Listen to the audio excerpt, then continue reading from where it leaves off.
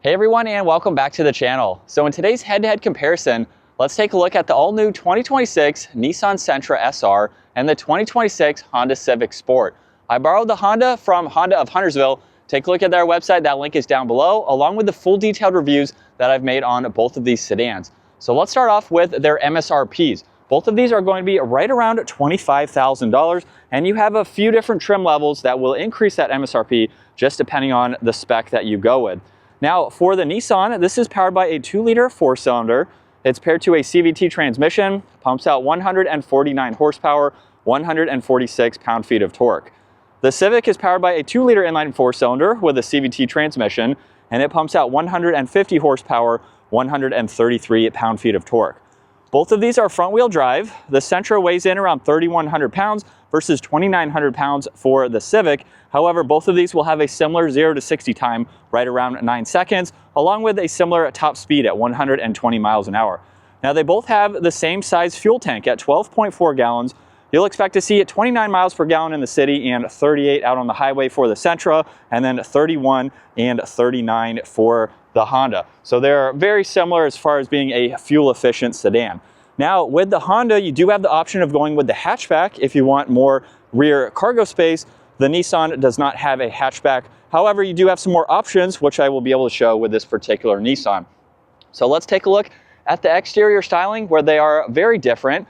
For the Nissan, this SR model has a forward camera and it has a sensor for distance pacing. Now, those are some options again, so you can go with different trim levels with the Nissan. There's also a very large V-motion grille with the lighting incorporated into that grille just to give it a nice clean look, along with the cutouts down below and then some smooth hood lines. For this particular Honda, there's no forward camera. You have the cutouts in the grille and then LEDs and some more cutouts on both sides, and then some smooth lines again coming down the hood. Now, as we work our way to the side, the wheel options will vary slightly depending on the trim that you go with. Just a little bit different of a design with the Sentra there. Both of these have body colored fender arches. There's gloss black for the mirror caps. However, the Nissan has a camera and a turn signal, whereas it's just a mirror cap for the Honda. Now, as we take a step back, you'll notice that they do have a much different design. With the Nissan, you have the option of going with this two-tone roof. So you can get it just body colored, or you can get gloss black. And this also has a sunroof as well, which is an option. I believe that you can get a sunroof for the Honda too, so it's just not on this particular model at the moment. Now, as we work our way to the back, this Nissan has a gloss black spoiler. There's also a backup camera, LEDs for the lighting, and then you'll notice parking sensors, and then gloss black for the bumper. Now, as we work our way to the cargo space, there's a good bit of storage back here, and then you can lift up the floor where you have a little bit more storage. You can place some smaller items. You can also fold down the back seats for even more interior space. And then this does feature a remote start, so you can use that as needed. Now, for the rear of the Honda Civic, you'll notice there's a backup camera, no parking sensors, and then this model is pretty much body colored for the entire bumper, so it's nicely integrated. And then you have LEDs, of course, on both sides. And then for the Honda, this actually has a spare tire. You get a little bit more space underneath, and then you have the option of folding down the back seats as well. So nearly identical for their cargo space. However, again, you can get the hatchback for the Civic if you want to place in much larger items. Now, as we work our way to the interior, pretty basic for this Nissan. You get some storage down below, a trim accent around the window control. There's the release too, and then a cool touch for these seats. And then you can fold these seats down, and you have that cut through to get into the back. Now, for your backseat passengers, you do have to share one auxiliary in the middle. There's no storage pockets. And then at my height, I'm just barely touching the headliner, but I could ride around town, maybe go on a short trip, but you could fit car seats back here and at least transport people around in the back. You also have the armrest with cup holders, and then you have a little bit of a pillar right here.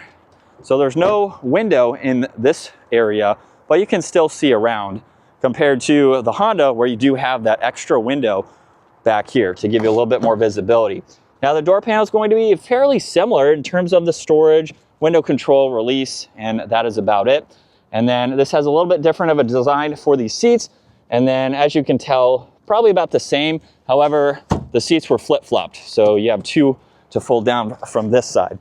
Now in the back of the Honda, you don't have any storage pockets or anything right in the middle there, and headroom is going to be about the same. So very identical to the Nissan in terms of bringing people from point A to point B. You also have an armrest with the cup holders, and then this is where that window is going to break up this pillar. So it will give you a lot more visibility around that section. Now this also has window controls, side mirror adjustments, there's a trunk release and storage, and then manually adjusting front seats. But they do have a nice design to them with the leather and the suede. Now there's also a leather trimmed steering wheel. This has paddle shifters and then cruise control settings. It does offer distance pacing. I believe I said it did not. So it has distance pacing. The sensor is going to be very well hidden up front. On the left side, you have tuning along with volume adjustments, and then you have a digital gauge cluster for the left side. So you can actually scroll through all of this information, and then you can choose what you would like to pop up. So you can customize the display and the vehicle settings to go through that information. Now there's also traction control, dimmer switch, one air vent, and then the infotainment system is pretty basic for this model. You can connect your phone, you can get into your media, go through your phone, and then you have some settings, and it's also not just a touch screen, so you can use this control right here. And that's pretty much it. Now there's air vents underneath that. You have temperature, fan speed, where you like the air to go, and then auxiliaries, cup holders, and then the backup camera. So you can go through a few different angles here, which is nice. And then you also have a few drive modes. So just depending on how you want the throttle input while you are driving. Now there's engine start stop, auto hold, and the e-brake. You get some storage in the armrest, along with storage in the glove box. And then up top is your rear view and dome lights.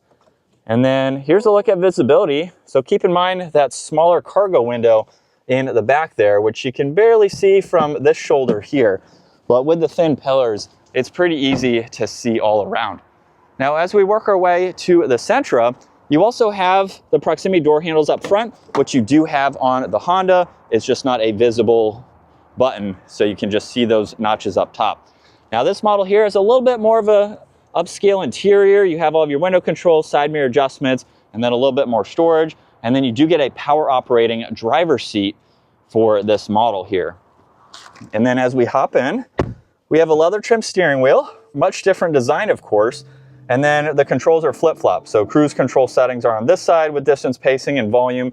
And then on this side, there's tuning, and you have voice commands and adjustments to go through this digital gauge cluster. So this is a full digital gauge cluster. And you can go through probably about the same amount of information. It's just a different layout, to be honest. And you can easily go through all of this. You can adjust the gauge cluster too. So you have a little bit more to customize in terms of just changing the information and being able to see it in a larger view like this. But it's about the same, just it's a little larger. Now this has a heated steering wheel, steering assist, there's a trunk release, and then one air vent. And as you can tell, a much larger infotainment system that is strictly touch screen. So you can go through all of this, get into your phone, music. There's a few apps that you can also get into as well to go through your interior lighting, which is an option, of course, and then a few others here. You have your climates in the screen too.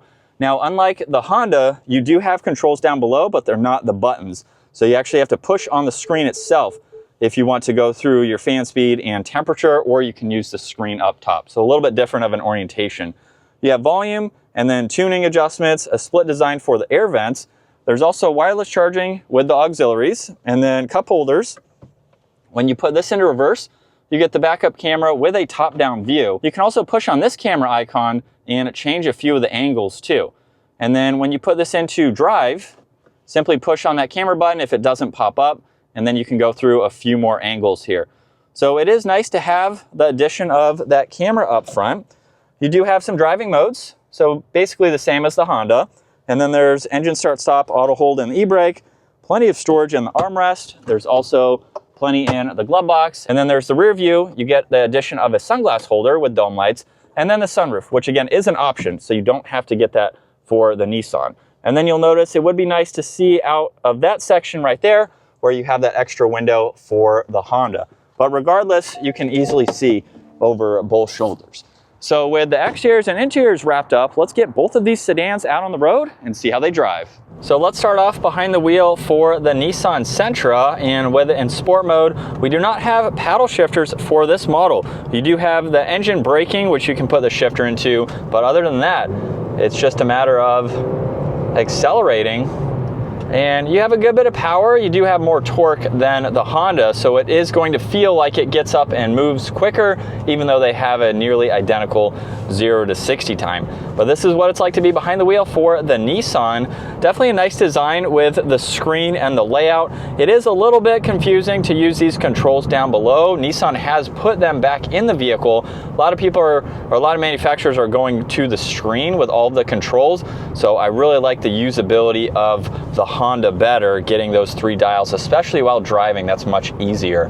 But in terms of the drive, I've had this for a few days. It's been a nice commuter, very comfortable, smooth to drive. It's what you would expect for a vehicle of this pricing, and it's something that would make for a great daily driver. So I don't really have any complaints with it. It's good out on the highway. It does offer a good bit of space, and it just depends on if you want some of these tech features, you like the layout and the design of this model. And you also have some additional features like the sunroof, the two-tone paint, some of those cosmetics as well.